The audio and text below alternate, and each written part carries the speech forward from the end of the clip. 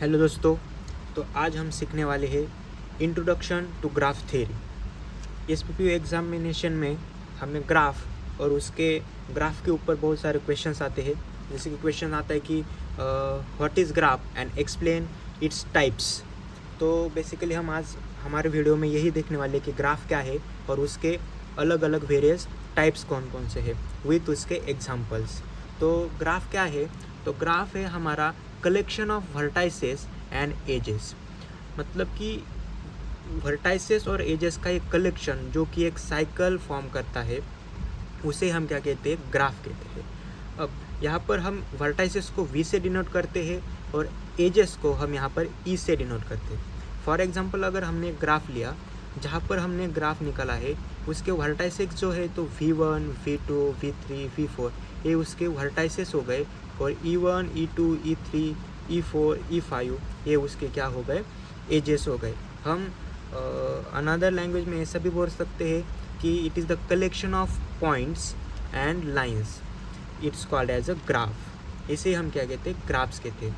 अब तो इस ग्राफ के टाइप्स कौन कौन से होते हैं? हमें अक्सर एक क्वेश्चन पूछा जाता है कि explain the types of graph with examples. तो हम आज देखने वाले हैं कि ग्राफ्स के टाइप्स क्या क्या है। पहला जो हमारा टाइप है वो है हमारा सिंपल ग्राफ। अब सिंपल ग्राफ क्या होता है? Simple graph means a graph has neither self loop, a graph has neither self group nor parallel edges। अगर किसी भी ग्राफ को सेल्फ लूप नहीं है और पैरेलल एजेस नहीं है तो हम क्या कहने वाले हैं? वो क्या है? हमारे एक सिंपल ग्राफ है। अगर उसे सेल्फ लूप हुआ और उसको पैरेलल एजेस हुए तो हम उसे कहेंगे कि वो क्या है? एक मल्टीपल ग्राफ है। एग्जाम्पल के जरिए समझते हैं कि सेल्फ लूप क्या होता है और पैरेलल एजेस क्या होता है। अगर हम जीवन की बात करें, जीवन ग्राफ की, तो जीवन ग्राफ एक सिंपल ग्राफ है क्योंकि उसे कोई भी सेल्फ लूप नहीं है और कोई भी पैरेलल एजेस नहीं है। अगर हम G2 की बात करेंगे तो यहाँ पर हमें एक सेल्फ लूप दिखाई पड़ता है और यहाँ पर एक क्या है? हमारे एक पैरेलल एज है। इस एज को क्या है? ये पैरेलल एज है। तो हम इसे क्या कहेंगे? ये क्या है? मल्टीपल ग्राफ है। अगर हम G3 की बात करेंगे तो G3 में भी क्या है? हमें कोई भी सेल्फ लूप या पैरेलल एज नहीं दिखती है। तो हम इसे क्या कहेंगे? ये ग्राफ कौन सा है? सिंपल ग्राफ है। उसके बाद आता है हमारा वेटेड ग्राफ। अब वेटेड ग्राफ क्या होता है? वेटेड ग्राफ मतलब कि हम क्या करते हैं? ईच एज को या वर्टेक्स को हम क्या करते हैं? कुछ वेट असाइन करते हैं या कुछ वेट एसोसिएट करते हैं, कुछ नंबर्स असाइन करते हैं। जैसे कि हमने एक यहाँ पर एक सिंपल ग्राफ लिया। सिंपल ग्राफ को हमने V1, V2, V3, V4 है इसके वर्टाइसेस हो गए और ये क्या हो गया? उसकी एजेस हो गई। तो हमने क्या किया? उसे कुछ वेट असाइन कर दिया, जैसे कि 5, 9, 10, 7, 6। तो इससे क्या हम कहते हैं? वेटेड ग्राफ कहते हैं। नेक्स्ट जो हमारा ग्राफ आता है उसे हम कहते हैं फाइनाइट और इनफाइनाइट ग्राफ। फाइनाइट ग्राफ मतलब क्या होता है? कि जिस ग्राफ में फाइनाइट एजेस हो और फाइनाइट वर्टाइसेस हो, फाइनाइट नंबर ऑफ एजेस और फाइनाइट नंबर ऑफ वर्टाइसेस, उसे क्या कहेंगे? हम फाइनाइट ग्राफ कहेंगे। और जिसमें फाइनाइट नंबर ऑफ एजेस नहीं हो, फाइनाइट नंबर ऑफ वर्टाइसेस नहीं है, हम उसे क्या कहेंगे? इनफाइनाइट ग्राफ कहेंगे। जो नेक्स्ट ग्राफ का टाइप्स है वो है हमारा डायरेक्टेड ग्राफ। इसके नाम से ही आपको पता चलेगा कि इसमें क्या है, कि हर एक एज को हमने क्या किया है? एक पर्टिकुलर डायरेक्शन असाइन किया है।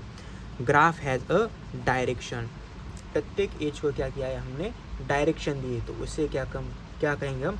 डायरेक्टेड ग्राफ या फिर डायग्राफ भी इसे हम बोल सकते हैं। जैसे कि यहाँ पर हमने दिया है E1 की डायरेक्शन यहाँ पर दी हुई है, E5 की दी है, E2 की दी है। तो इसे क्या कहते हैं? हम डायरेक्टेड ग्राफ। वैसे ही उसका टाइप, अगर हम अगला टाइप देखेंगे वो होता है हमारा अनडायरेक्टेड ग्राफ। अब अनडायरेक्टेड ग्राफ में क्या होता है?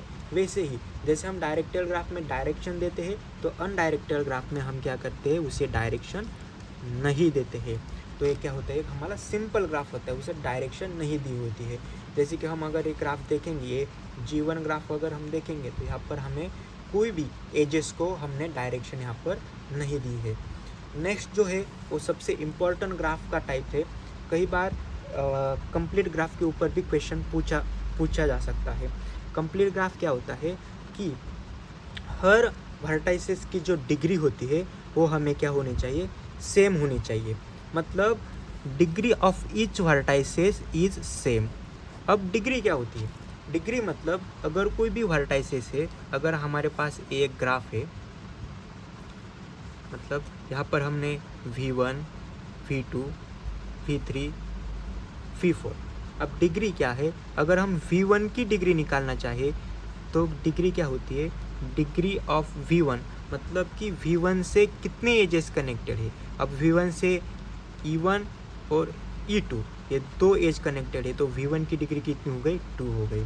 अब V2 को कितने एजेस कनेक्टेड है, V2 को कितने एजेस कनेक्टेड है, तो V1, E1 और E3 मतलब डिग्री ऑफ V2 कितनी हो गई, 2 हो गई। अब वैसे ही V3 की डिग्री कितनी हो गई, तो V3 की डिग्री भी कितनी हो गई, उससे भी क्या, E4 और E2 कनेक्टेड है, तो V3 की डिग्री कितनी हो गई, 2 हो गई। वैसे ही डिग्री ऑफ V4 भी कितनी हो जाएगी, 2 हो जाएगी। इसे कहते हैं डिग्री। अब हर वर्टेक्स की डिग्री क्या होनी चाहिए, सेम होनी चाहिए, तो ही हम क्या कहेंगे, वो क्या है, हमारा कंप्लीट ग्राफ है। अगर हम एक एग्जांपल देखेंगे तो यहाँ पर हमें क्या है, हमारे पास एक ग्राफ है, उसके जो वर्टाइसेस है वो है V1, V2, V3। अगर हम नंबर ऑफ़ वर्टाइसेस देखेंगे तो कितने हैं, 3 वर्टाइसेस है, नंबर ऑफ़ वर्टाइसेस 3 है, तो उसकी डिग्री कितनी है हमें देखते हैं। अगर हम V1 की डिग्री देखेंगे तो V1 की डिग्री है 1 और 2, V2 की डिग्री देखेंगे तो 1, 2, V3 की डिग्री देखेंगे 1, 2। मतलब प्रत्येक ईच वर्टाइसेस की डिग्री कितनी है, सेम हो रही है, तो हम इसे क्या कहेंगे, हमारा ये क्या है, कंप्लीट ग्राफ है। अगला जो ग्राफ है उसे हम कहते हैं सब ग्राफ। अब सब ग्राफ होता क्या है, सब ग्राफ मतलब एक पर्टिकुलर ग्राफ में से हम कोई उसका सब पार्ट निकाल कर रखते हैं। अब हमारे पास अगर ये G1 ये जो एक ओरिजिनल ग्राफ है, अब क्या करेंगे, हम इसमें से कुछ सब ग्राफ निकालेंगे, मतलब इसका ही छोटा सा पार्ट हम अलग करेंगे। अब देखेंगे तो ये G1 है, हमने एक G2 यहाँ पर सब ग्राफ निकाला, हम देखेंगे तो यहाँ से ये जो पार्ट है वो हमें इस ग्राफ में दिखाई देता है, यहाँ पर। मतलब क्या हो गया, G2 क्या हो गया, G1 का एक सब ग्राफ हो गया। जैसे ही G3 अगर हम देखेंगे तो ये भी हमारे क्या हो गया, ऐसा एक सब ग्राफ हो गया। हम यहाँ पर देखेंगे तो G1 में से क्या किया, ये एक सब ग्राफ निकाला है, तो यहाँ से भी ये क्या हो गया, G3 भी क्या हो गया, हमारे G1 का सब ग्राफ हो गया। और अगर हम G4 को भी देखेंगे तो G4 भी क्या है, एक G1 का सब ग्राफ है। वहाँ पर हमने एजेस कनेक्टेड नहीं किए हैं, लेकिन वहाँ पर जो वर्टाइसेस है वो सब वर्टाइसेस कहाँ पर है, सब ग्राफ G1 में भी, ग्राफ G1 में भी है, तो G4 भी क्या हो गया, G1 का सब ग्राफ हो गया।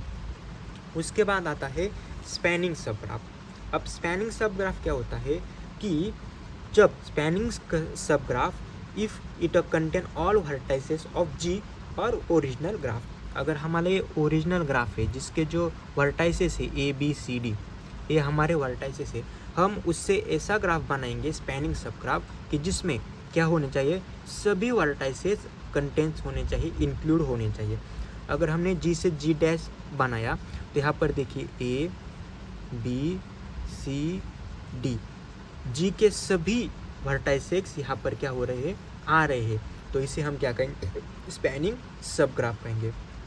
अगर हम G1 ग्राफ देखेंगे, जैसे कि हम 1 2 3 4 5, यहाँ पर कितने वर्टाइसेस है, 5 वर्टाइसेस हमें दिख रही है। तो G1 डैश में भी हमें कितने वर्टाइसेस दिख रही है, 1 2 3 4 5। मतलब क्या हो गया कि ये भी हमारे क्या हो गया, स्पैनिंग सब ग्राफ हो गया, स्पैनिंग सब ग्राफ ऑफ G1। मतलब जितने भी वर्टाइसेस हमारे ओरिजिनल ग्राफ में होंगे उतने ही वर्टाइसेस हमें क्या करने हैं, स्पैनिंग ग्राफ में निकालने हैं। वहाँ पर जो हमारा ग्राफ है वो पूरे एजेस कंटेंट ना हो, मतलब जितने एजेस है उतने एजेस ना हो, उससे फ़र्क नहीं पड़ता, लेकिन हमारे क्या होने चाहिए, वर्टाइसेस सभी आने चाहिए। उसके बाद जो आता है हमारा सबसे इम्पॉर्टेंट ग्राफ का टाइप होता है, वो है हमारा आइसोमॉर्फिक ग्राफ। ये सबसे इम्पॉर्टेंट टाइप है क्योंकि इसके ऊपर हमें बहुत सारे क्वेश्चंस हमारे SPPU यूनिवर्सिटी में पूछे जाते हैं कि what is the isomorphic graph. तो आइसोमॉर्फिक ग्राफ होता क्या है एक्चुअली। आइसोमॉर्फिक ग्राफ हम जब कब कहते हैं कि जब दो ग्राफ के सम रूल क्या हो जाए, सेटिस्फाई हो जाए। वहाँ पर क्या है कि 3 रूल्स हमें बताए गए हैं, उस 3 रूल्स को क्या करना पड़ेगा, अगर उस ग्राफ ने सेटिस्फाई कर दिया तो क्या कहेंगे हम, वो दोनों ग्राफ क्या है, आइसोमॉर्फिक ग्राफ है। तो पहला जो रूल है वो है कि सेम नंबर ऑफ वर्टाइसेस, कि दोनों ग्राफ के जो वर्टाइसेस होने चाहिए उनका नंबर क्या होना चाहिए, सेम होना चाहिए। सेम नंबर ऑफ एजेस, उनके जो एजेस है उनका नंबर भी सेम होना चाहिए। और equal number of vertices with same degree, मतलब क्या होना चाहिए, वर्टाइसेस का नंबर भी इक्वल होना चाहिए और उसकी डिग्री भी क्या होनी चाहिए, सेम होनी चाहिए। अगर हम एग्जांपल ले तो हमारे पास यहाँ पर G1 एक ग्राफ है, G2 एक ग्राफ है। दोनों ग्राफ में हम क्या करेंगे, इन 3 रूल को अप्लाई करके देखेंगे कि ये दोनों ग्राफ आइसोमॉर्फिक है या नहीं है। अगर पहला रूल हमें बताता है कि सेम नंबर ऑफ वर्टाइसेस। अब हम अगर यहाँ पर देखेंगे G1 में तो 1 2 3 4, G1 के वर्टाइसेस कितने हैं, 4 है।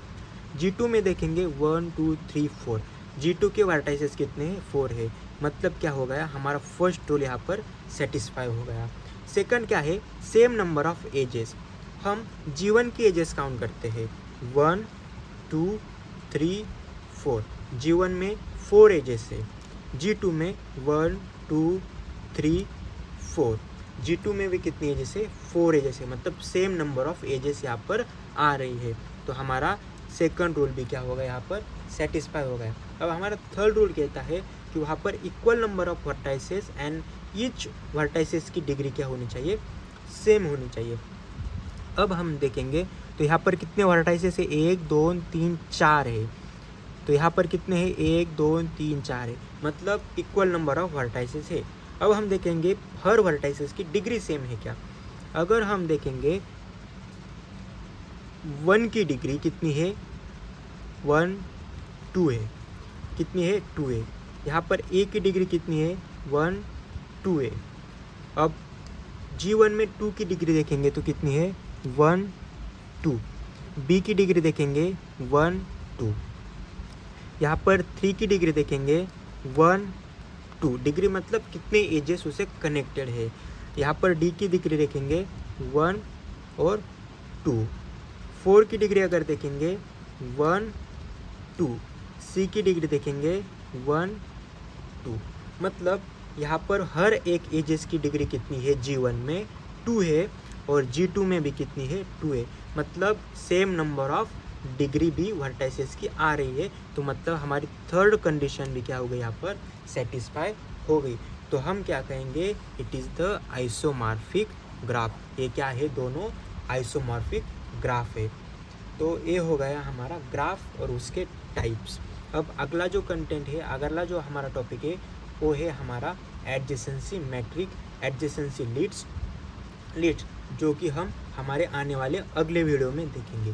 तो आप इसे प्रिपेयर कर लीजिएगा, टाइप्स ऑफ ग्राफ और ग्राफ क्या होता है। एग्ज़ाम में इसके ऊपर हमें बहुत सारे क्वेश्चंस पूछे जा सकते हैं। ओके, ठीक, थैंक यू।